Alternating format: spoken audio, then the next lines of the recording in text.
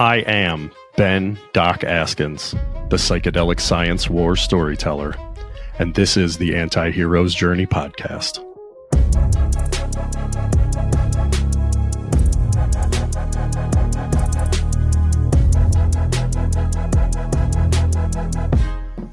Hey, what's going on, Anti-Heroes? Doc here, bringing you another one of my Q5 podcasts where I ask some of my favorite questions to some of my favorite people out there.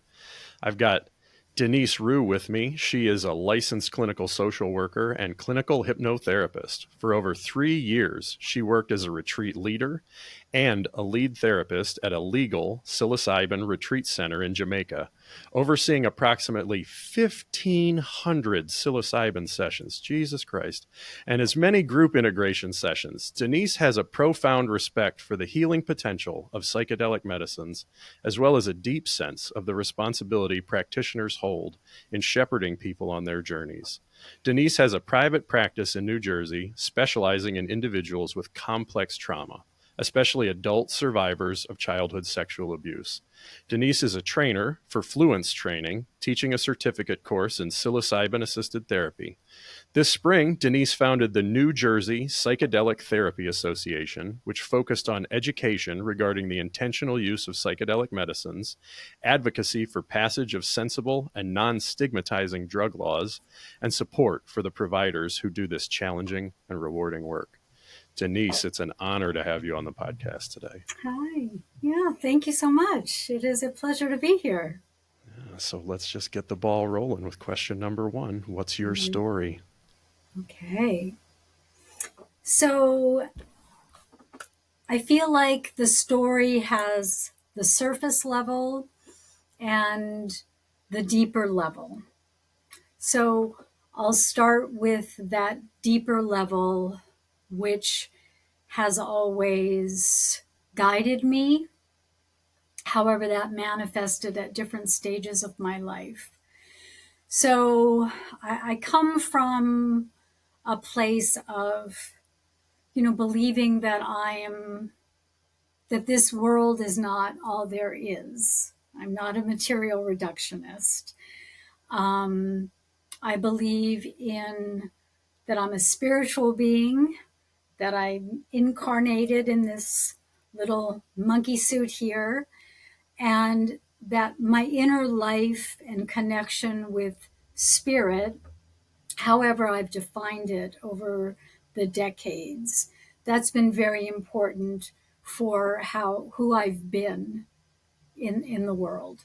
So, my story has been, I could define myself as someone who's been fueled by knowledge and growth, inner growth, and the abiding principle of service to others.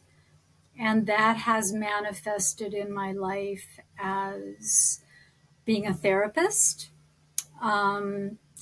Initially I worked as a speech language therapist, and that was my first career. And I worked with profoundly disabled children and adolescents and neurologically impaired adults.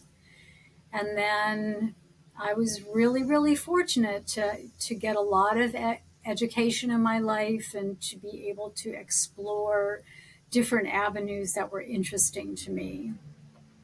And then I moved into poetry, and I was lucky to get my MFA in poetry. And excuse me, the landscapers come. And that's okay. Then I was teaching poetry in schools and nursing homes, and poetry's been a big part of my life.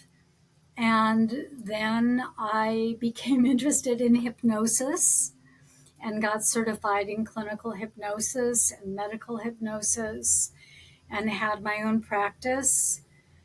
Then my brother died at age 61 of cancer, and that got me interested in working with people in hospice So that became an avenue.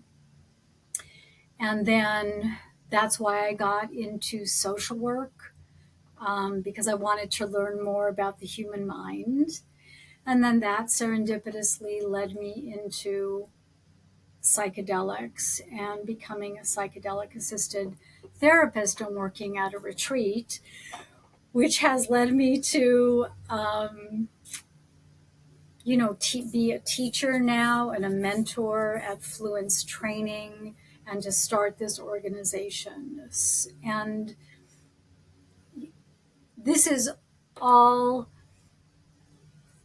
along the timeline of also being, going through these manifestations. I was daughter, both my parents are dead now, sister, wife, you know, my husband's deceased now, and mother, and friend, and cousin, and in relationship.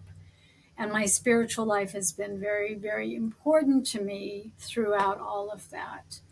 So I think those are different layers of what my whole story is.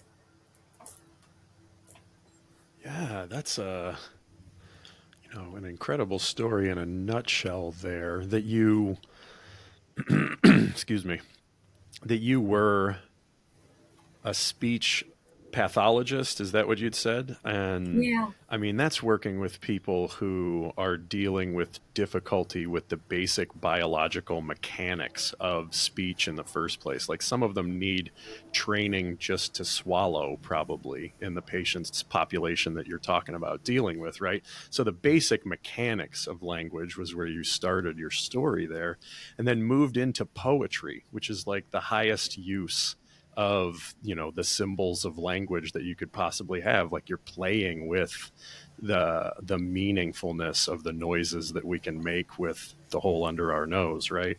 And then trekked out into hypnotherapy from there, right? Like there's the explicit things and the implicit things all matter in poetry, but then you move into hypnosis and you're getting into whatever you call it, the subconscious or the unconscious or the collective consciousness or whatever, right? And then rolled past that into psychedelic assisted psychotherapy, like just moving from helping people who can't even swallow on their own to like whatever psychedelics are, traveling through dimensions or spiritual planes or just the interior of your soul like that. It's a beautiful story. Thank you for sharing that. Yeah, I'm so fortunate to have so many different incarnations, to have the privilege of following what how I wanted to develop personally, and how I would take that and move it into working with others. It's, I've been really, really fortunate. Well, and I can hear the the sincerity and the genuineness in there that you've been able to be a healer and that you're grateful to have been in that role is a really big deal. So, given the first question's a bit about your past, right? What's your story?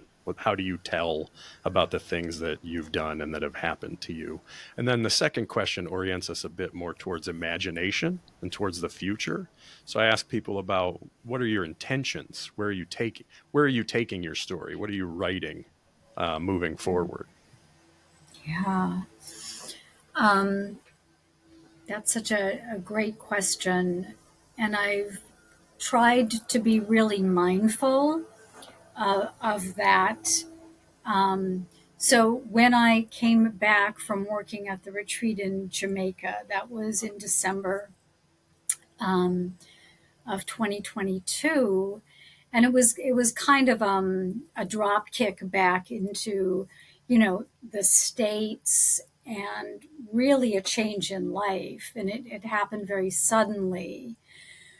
So I was like, oh, what do I do now? Because I certainly couldn't do the same because of the legality situation of psychedelics in New Jersey. I'd always kept a little private practice, psychotherapy practice. So I put my energy into that. So I'm investing my energy into my private practice, working with clients, um, as a therapist, utilizing the skills that I have. And I love being a therapist. So I'm putting energy there.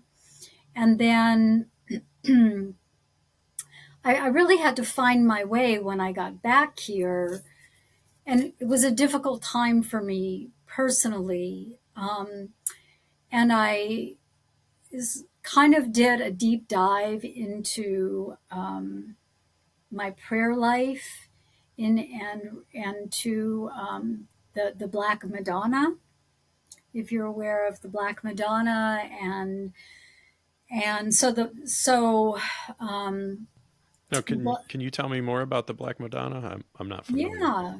So I grew up Catholic and have had a devotion might be too strong of a word, but the presence of Mother Mary was sort of abiding in my life. And then when I came back here and I was going through a dark time, the the the archetype of the Catholic virgin is very anesthetized. You know, she's very white and she's very perfect and she's a virgin. And just with what I was going through, which was really blood and guts, it just didn't speak to me. And so I'd heard about the Black Madonna, but I started reading more about her and reading books on the Black Madonna, and um, she exists in statues and paintings. I believe the first Black Madonna was found in Poland, and she's very earthy. I mean, her skin is black, so she calls to the disenfranchised, and she speaks to me and many women and many men who are going through dark times, and it's to do a deep dive into her meant I was going into the depths of my psyche and the blood and the soil of it, you know, these really deep layers that were painful, but they held riches. And I kind of needed an archetypal force to go with me. I also found a Jungian analyst at that time to help me with my dreams because something wanted to be born. And you know, the this archetype is all about death and rebirth, right? The transformative process. And I knew that something was dying, something had to die from my old life. So I had to go through a birth process, and that's painful. So just having the Dark Madonna as a fellow traveler on that path was a kind of grace and a kind of presence that I needed in a dark time.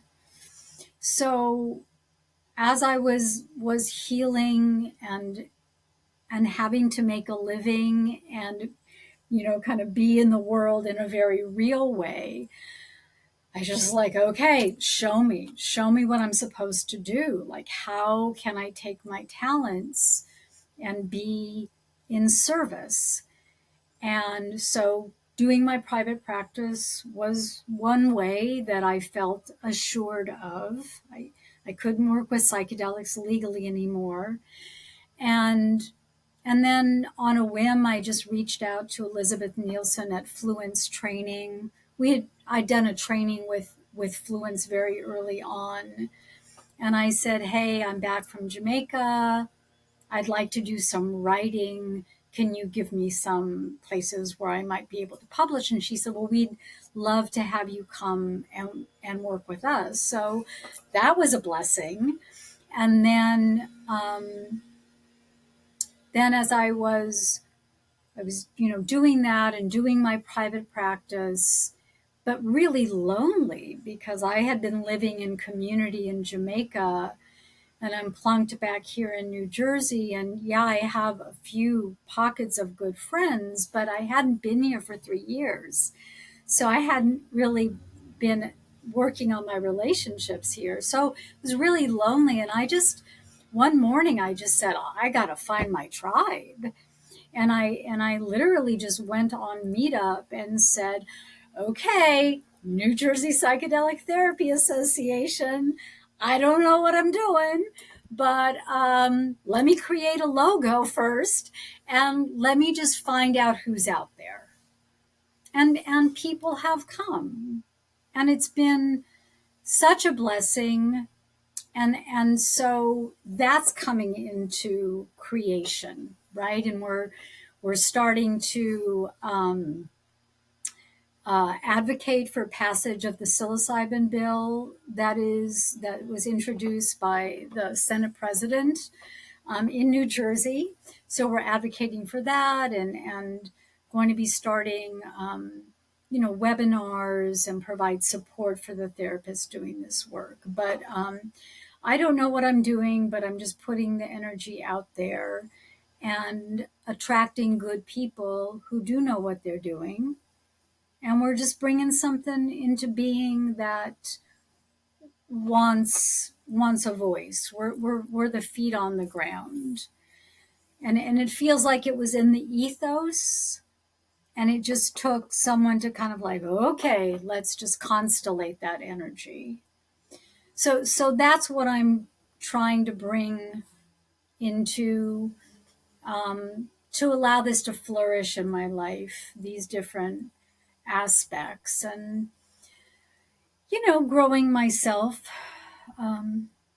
personally and spiritually. Yeah, you've kind of anticipated the fourth question a little bit, which is what are you creating? I wonder if you'd be willing to tell us a bit more about the advocacy work in New Jersey, or this, the New Jersey Psychedelic Therapist Association. If you want to flesh some of that out, that'd be super interesting. What else might you be creating as well? Do you still write poetry? Um, I don't. It's always there. I'm always reading it. I'm not putting the energy in there to write it, submit it for publication. But in a lot of the things that I'm reading, especially a lot of Jungian writers, I mean, they're always incorporating poetry and myth. So I'm still swimming in it. Um, so the organization, the New Jersey Psychedelic Therapy Association, one of our arms is advocacy. So to advocate for passage of the psilocybin behavioral health and access bill, which is very much an echo of the Oregon bill, to set up service centers, psilocybin service centers in the state, so people can come for healing and for human flourishing. Um, I'd like to see more of what's happened in Colorado, which is the personal use bill. I don't believe we should be legislating plant medicine. People have the right to use these medicines for their evolution, but it has to be done within the container of harm reduction and education, and in a larger container, I think, than we presently have in the Western society, where um, these medicines are being used in relationship with great reverence and respect, not used like pills, like antidepressants or things, it's that we're using, that we're actually in relationship with it. So I think that's a bigger goal, if you will, to start changing mindsets surrounding the medicine. But time is of the essence because people are suffering. People are really suffering. Traditional means of even the best therapy, certainly medications, they're just falling short. So we have these medicines, we have research, we have hundreds and if not thousands of years of indigenous use to draw on. And so the slowness of policy, that's frustrating for me, especially after working so expansively with psilocybin in Jamaica, in an environment where it was legal and where you could do group work. So that would be my ideal, is if across the country, across the world, that people who are trained and respectful of these medicines can do individual and group work to help healing and to help heal people and to help in the evolution of our consciousness. Yeah, try to help Jersey catch up with Jamaica. I like it. If people in New Jersey wanted to learn more about the bill or do something to support the vision that you're casting here, is there a place that they could go look for that information and get involved or take action themselves? Yeah, we have a website, New Jersey Psychedelic Therapy Association, njpta.net. We aren't the other parent teacher association. um, yeah, and just join and work with us.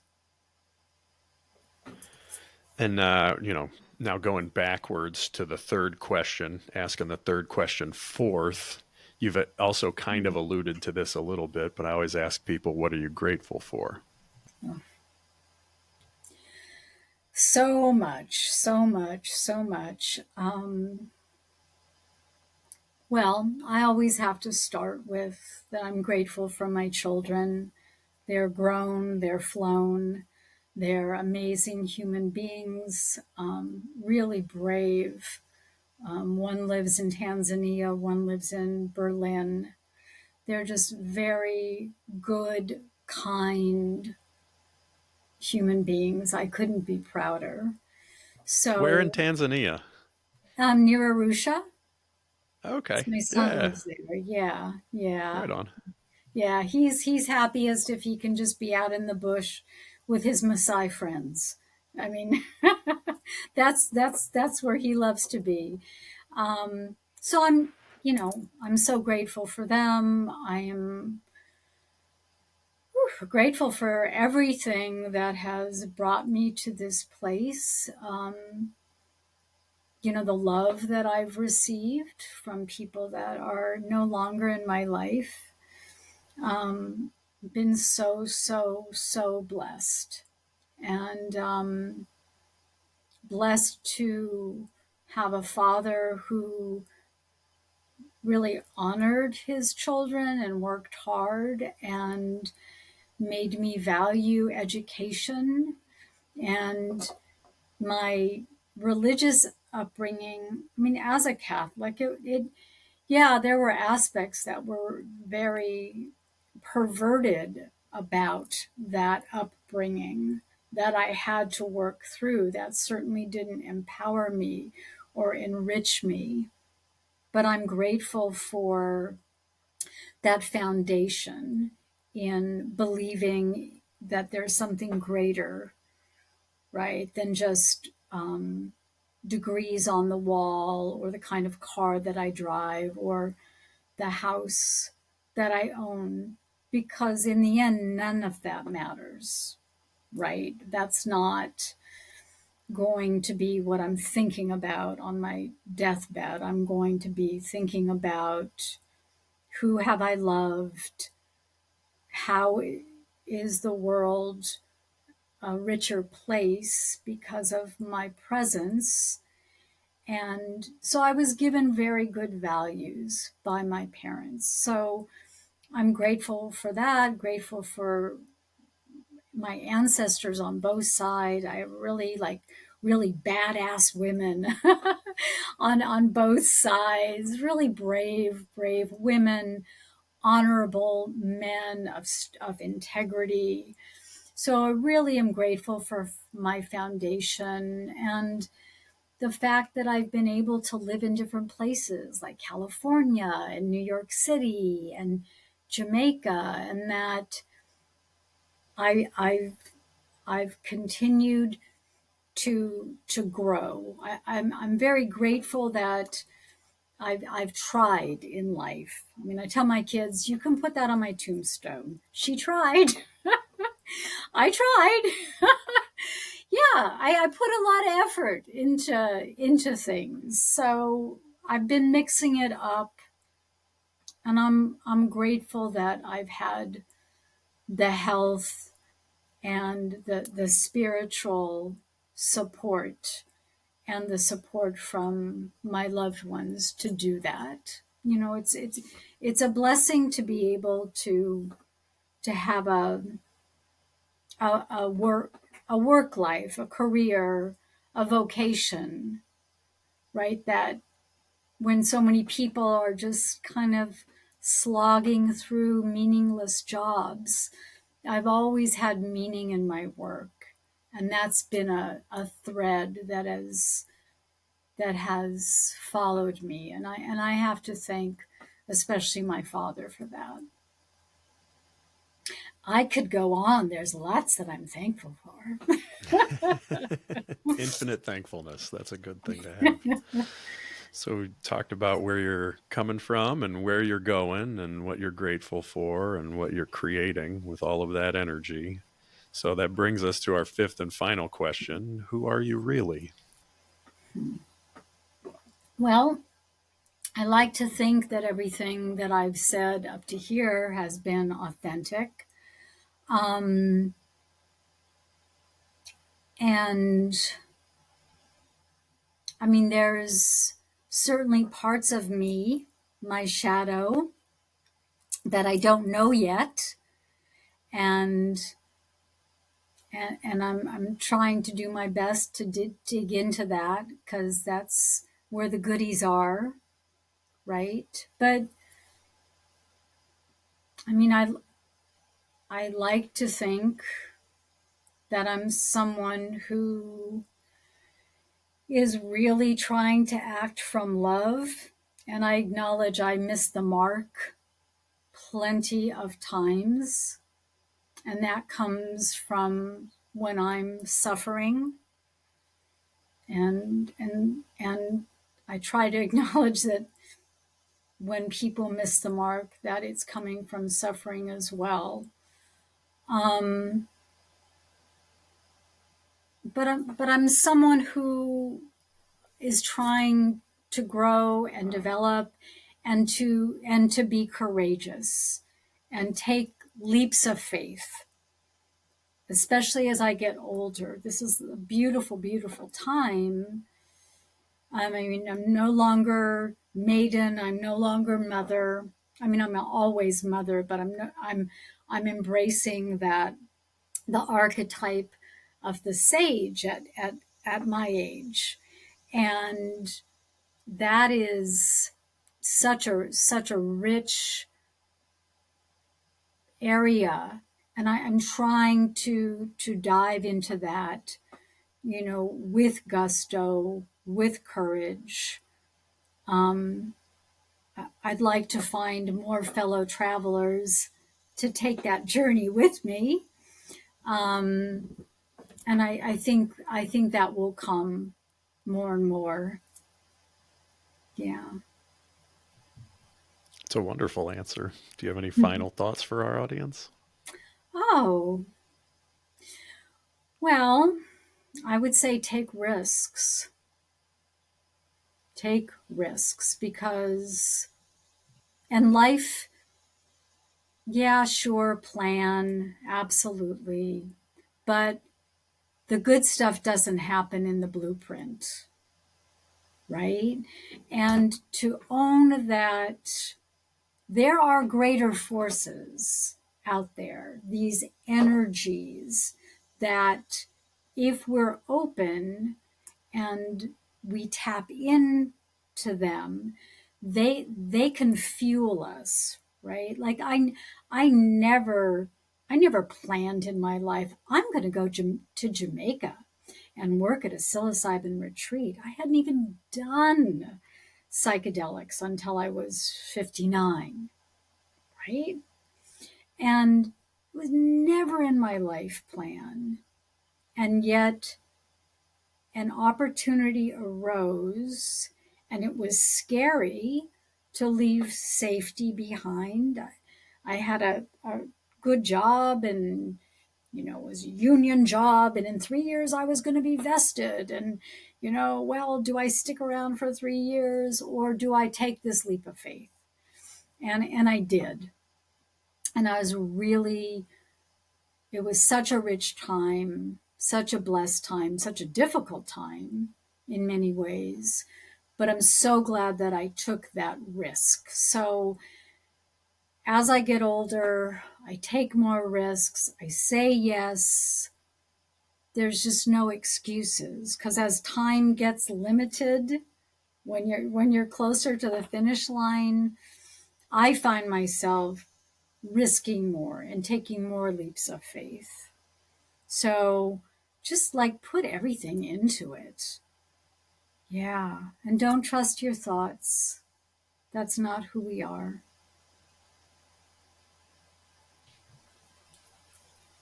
Well, I like those final words that you have there. I was going to say thoughts, but you said not to trust them, so I'm not going to say that. Well, be And it's skeptical. been a pleasure hosting you on here. Thank you. So Absolutely. fun. Thank you. Doc out.